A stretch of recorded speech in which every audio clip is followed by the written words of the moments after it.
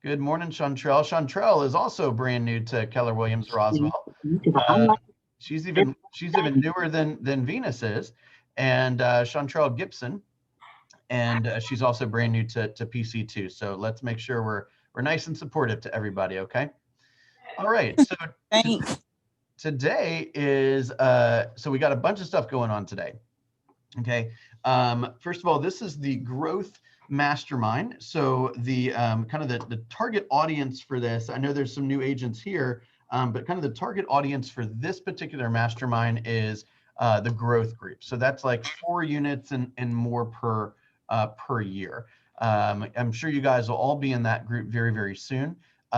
We also have, of course, have a launch mastermind that's typically Friday afternoon. And everyone's welcome, but I want to make sure that during the growth mastermind, the goal is, how do I want to say this politically correct, to keep, to kind of keep the conversations at a little bit of a higher level, because this is the time where agents at that higher level can kind of share things that they're encountering, and you guys can certainly learn a lot from it. But I want to kind of keep it at that level during these calls. Sound good? Yes. Okay, great. So for a while, we've been talking about language patterns in this group, and making sure that agents kind of, whether they want to use all the language patterns or not, at least they have some awareness of the potential psychological effects of language patterns, right? That's the words you choose to use, your body language, the speed at which you talk, whether you're doing an upswing or a downswing, right? Whether you are speaking with kind of inciting curiosity, or whether you are, kind of speaking in definitive, certain terms. When you pause, how long you pause for. I mean, there's a lot of language patterns. So we've kind of gone through the class that I just finished up called the Language of Sales. I'm more than happy to kind of, do any type of follow-up questioning you have on that material. And if you're ready, we can also move on to another topic. For Twantis and Jan in particular, is there anything on your mind? What do you guys want to speak about today?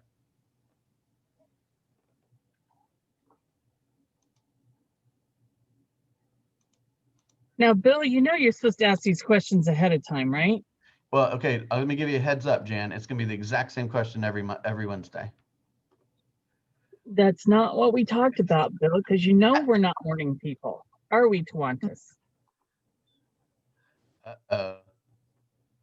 Okay, I think Twantis might be, I don't know where she's at. Well, Jen, what's on your mind? What are you encountering out there that I can maybe help you with? I don't know, Bill. The biggest issue that I'm encountering is this entitlement. And I know that we've talked about it and setting expectations. So, and I'm much better at it. And I just really, really like to be helpful to people, and I guess next light right onto sorry, US Bill. 19 North.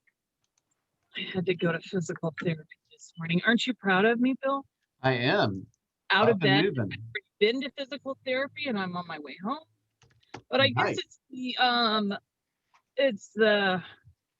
Maybe we can do this. Maybe Tawantis will give us some private gym lessons at 8 o'clock, and we can do our growth mastermind at the gym. What do you say, Tawantis?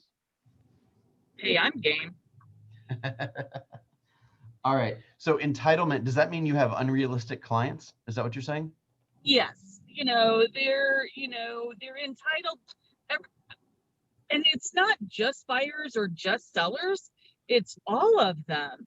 It's like they all feel like they're entitled to all of these things from either the seller or the buyer.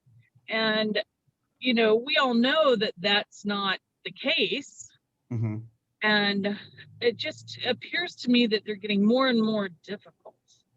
Yeah, I hear that. Let me approach that from a bit of a psychological standpoint, which is, have you guys ever heard the idea that anytime somebody gets angry or anytime somebody gets frustrated, or anytime somebody is kind of reacting the way you're describing, like they're not happy with the way that things are seemingly working out, it's because of one reason and one reason only, and that's because they have unmet expectations, right?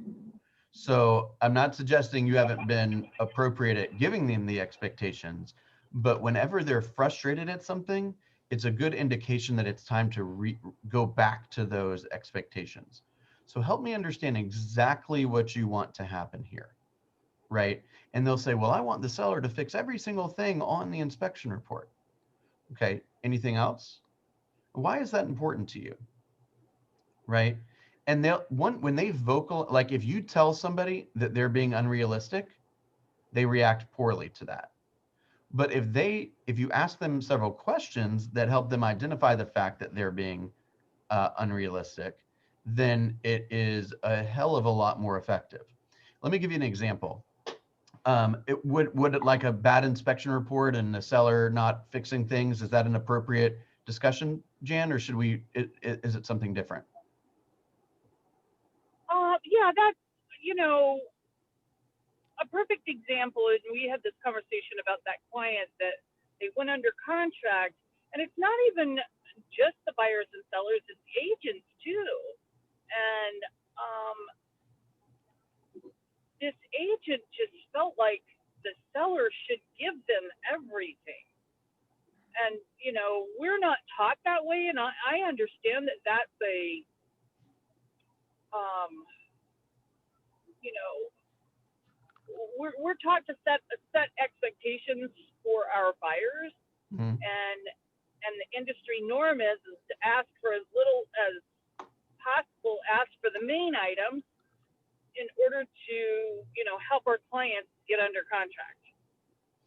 So I might not perfectly agree with that. I think the industry norm is I mean, when I approach inspection, I'm thinking to myself, uh, I don't really care what the industry norm is. I'm going to ask for what I feel is appropriate in this situation at this moment. And if the other side gets upset at me, then they can reject my proposal, right? I don't necessarily follow the industry norm, so to speak. But I'll tell you what I'm really good at, and I don't talk very a lot like that. Is I'm very good at helping a buyer be in a seller's shoes. And I'm really good at helping a seller understand what it's like to be in a buyer's shoes. And that, I believe, will solve most of your problems. So let's just say, for example, that the buyer's agent and the buyer are getting frustrated at you because you're representing a seller that doesn't want to fix everything or provide information or any of these kind of things, right? That's applicable to your situation, right, Jen? That particular situation, yes. Okay, so in a market, Many situations actually. now keep in mind that you are only as a good of a negotiator as your next best choice. Okay, so many of you. What do you mean by that? So many of you have said or have heard me tell the story about how my wife and I bought our home, and our negotiation strategy, which I do not recommend, is when we got done looking through the home, we said, okay, it was off-market property. So what do you need to get in order for you not to show this to anyone else? Okay, just for the record, that's not a very good negotiation strategy unless you really love that home and there are no other alternatives. But if I go into, let's say, a neighborhood, and let's say it's a townhome neighborhood, and virtually all the townhomes are basically exactly alike, with the exception of like what the granite color is, and maybe what the hardwood floor color is, and what paint is on the walls, right? The units are essentially the same. And let's say there's 4 of those listed. If I go to my favorite one that has my favorite countertops or whatever, or my favorite blue wall, and they don't give me what I want, then I'll just go to the next one because they're the same to me. Does that make sense? And if I can't get what I want from that guy, then I'll just go to the third one because they're essentially the same to me, right? There's no really value difference. So if I've got a lot of alternatives, then I can be a bit more firm in my negotiation, right? So the seller loses a little bit of the leg up, so to speak, because the buyer can go and choose one of the alternatives just as well as they could choose your home, right? So you've got, there's no, I don't know that there's such thing as being a, I mean, I guess there's such thing as being a good negotiator, but I think being a good negotiator is really somebody who really understands the marketplace really, really well, and who's got great language skills, right? So it's not like inherently, because if I go into a situation and I got no power because there's not a lot of alternatives and my buyer wants this home, then I'm going to not be that great of a negotiator, right? So something that you could say to the agent, and we talked about this privately, Jan, is these agent, like that agent was completely out of line, and that's not something that you should spend a lot of mental power on. It's to say, look, this is what we're obligated to do, and this is not something we're obligated to do, and that's how we're going to behave. So you're up. You can decide however you want to proceed. That's okay. Now, if you felt that that offer or that package was so good and you weren't going to get anything better from anyone else in the universe, then you should tell your seller, hey, quit messing around. Give them what they want. This is the best deal we're going to get, right? So is that good negotiating or bad negotiating? I don't know that it's either. It's taking stock of what's going on and behaving accordingly. So that woman either didn't understand that that was the best offer available, or maybe it wasn't the best offer available. But if it's the best offer available, your job is to help her understand why, right? And when you're faced with the best offer available, you should do your best to make it work. But if you got that offer and they're making all these unreasonable demands and it's not that good of an offer to begin with, and you believe that you'd be better off just being active for somebody else, then you don't have to abide Well, by all of their requests. and I get all of that, but I think that you just nailed it on the head when you said to put the buyers in the seller's shoes and the seller in the buyer's shoes. Right. Because you can talk until you're blue in the face about the market and what you have, what's available and what's out there. But, you know, until you convince them that, you know, look, I'm sorry, you know, as a buyer's agent, I'm sorry, you know, I would love to, you know, get you everything, but put yourself in the seller's shoes. No, I don't say put yourself in the seller's shoes. They can't, their minds aren't capable of that. Even a very, very intelligent person can't do that. You got to go another level deep. So listen, Jan, I want you to imagine you have a home that got 45 offers on it in one day. Okay. Nearly half of them were above list price. Okay. And then the winner comes and does their inspection and finds there to be a corner of wood rot and a backward electrical outlet and a deck post that needs to be tightened. And they said, you know, I don't think that's going to be necessary. I think the buyer can handle that. I want you to think, like, what would you say if you were a seller and if you had 43 other people that might want to purchase the home and not care one bit about the backward electrical outlet? How would you feel? So make them come to that resolution, not because they were told think it through. You have to think it through for them, right? So if you can help a seller think like a buyer and a buyer think like a seller, then you will get closer and closer to that kind of epiphany, right? So you go to the buyer and say, look, well, first of all, you have to set some good expectations, which I know you have, right? But for those that are listening, you say, look, we're in a super, super strong seller's market. There's a good likelihood that you will not get everything fixed on an inspection report, okay? And we're not going to cut and paste the summary report and say fix it all, because I promise you that's not going to work. Okay, I've done hundreds of transactions. That's not going to work. Okay, what we're going to do is we're going to identify the things that are health related and safety related, and the most expensive things of that are concerning, and we'll do our best to get those adjusted. And if you don't like the results of the inspection report, or you don't like the results of their response to your request, you are free to leave. but I want to set the expectation here, leave the contract, I should say. I want to set the expectation here that you're not going to get a perfect house. 100% of the terms are not going to be determined by you. Are you comfortable with that? And if they say, no, I want 100% of the terms to be decided by me. I want to win every discussion. That's when you say, I don't think we're going to be a good team, right? Remember our line from the other day, which is, I just may as well memorize this. I say it 4 times a day.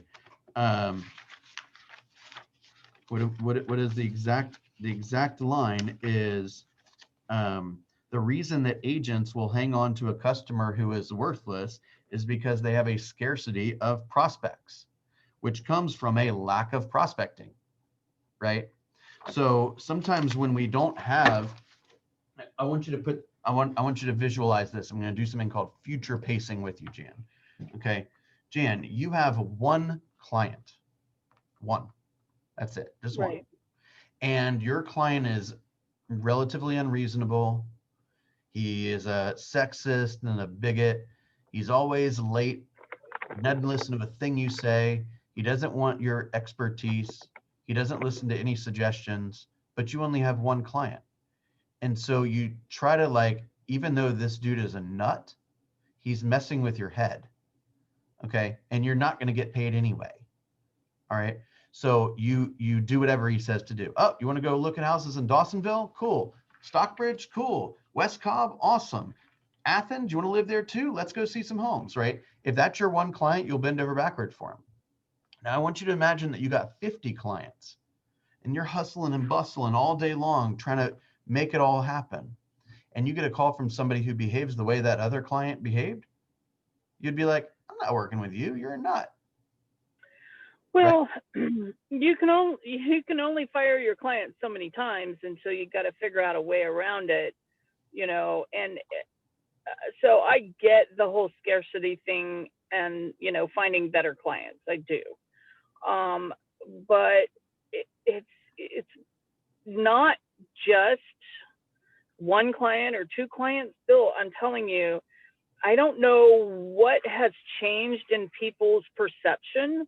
Mm-hmm. From when I started in this business in 2017 to today, I just feel this huge shift in their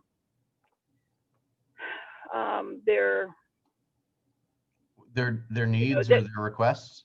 It's not even needs; it's demands. And not, they're not verbally being demanding, but I don't know how to explain this, so but I would basically say, just their demands. They demand that the seller do this, and they demand that this get done and that get done, or laugh. the seller's just laugh. Have fun with this. If they say, I demand that you send me this letter and I demand that you fix this, say, I'm sorry, you got 2 choices. You can agree with what we've suggested, or you can leave the contract. Just make up your decision. I'm focused on happy things today. Okay. Well, and they don't talk like that, Bill, and that's why I'm at a loss for how to communicate. Maybe you need to. Maybe you need to. Look, your standards are going to decide everything. So if your standards are beyond that, then you don't tolerate it, and that's not a prospective client. Well, but I it's not that they're being disagreeable. I don't want you to feel like that. It's just that it's this perceived expectations of the real estate transaction. Yeah, the only thing I mean, this could be a very long conversation. I think that it boils down to like 3 or 4 big things. One is unmet expectations, which come from a lack of education and or just flat out not listening, right? And it comes from which puts the DNA on both of you to some degree, and it also comes from, I mean, there's obviously changes in our society, I think, that are causing some of that. But let me tell you something. there's not a lot of high-paying jobs out there that give you the freedom, the quality of life that you're seeking, where you don't have to interact with humans, right? Like this business would Exactly. be a lot easier if we didn't have to deal with people, but that's why we're well paid, right? It's because we do have to deal with people, and we do have to Well, deal with their and highs and their lows. trust me, I get that. And last week was one of those weeks that I didn't want to deal with anybody, and they made me do it.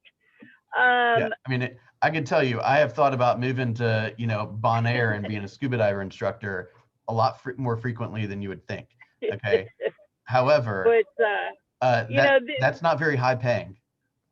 but then you get the call like yesterday, and it's really funny because this person signed up on my website, but they were actually referred to me prior to him signing up on my website. And, they were just such a lovely couple. I talked to him yesterday. I talked to her and him yesterday evening. And it was just so nice to talk to them. But, I think he really, my issue was that, you hit it on the head. I need to, help them be in the other person's place. Well, also, like, there's a different, like, I mean, look, we all, again, we all have to deal with the highs and lows of people. However, like, this is going to sound a little insensitive, but if the person can't be helped, then they can't be helped, right? Right. If you're And really there are those. nice, if you're like really nice and you have a story that is just heartbreaking, and you need to buy a home, yet you just can't afford to buy the home, like, the only thing I can do is put you in touch with somebody that can put you on that path. But I don't need to like Right. rack my brain and like try to re-understand everything I know about real estate to make this possible. I'm not trying to be like insensitive. It's just we can only work with ready, willing, and able prospects, right? And so if you lack one of those right now, then my job is to put you in touch with the appropriate professional to get you closer to the goal. I think it's probably your situation, Jan. If I can say this publicly, it's probably 10% lack of education, 10% your standards for clients are a little low, or you bend over backward for this guy because you get a lot of opportunities from him, and about 80% because he's an ass. Well, it's just not one for. That's what I keep trying to. What I'm trying to explain to you, Bill, is not one client in particular. It's a lot of clients, and yeah, we just need to tighten our standards because it's not changing.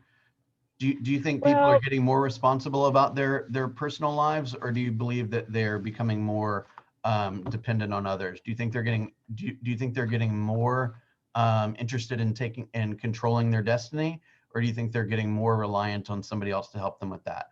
Like, it's not getting any better. And so our job is to educate, put the person in the other person's shoes, right? And help them when they can be helped, and be nice. And if somebody's a jerk, then, like, I made a decision a long time ago, I don't work with jerks. I don't care what you want.